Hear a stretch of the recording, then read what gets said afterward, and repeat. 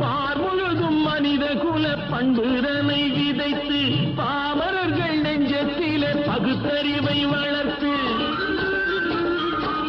பார் முழுதும் மனித குல பண்புதனை விதைத்து பாமரர்கள் நெஞ்சத்திலே பகுத்தறிவை வளர்த்து போர் முறையை கொண்டவர்க்கு நேர்முறையை விதைத்து சீர் வளர தினமும் வேகமதை வளர்த்து பெற்ற திருநாட்டினிலே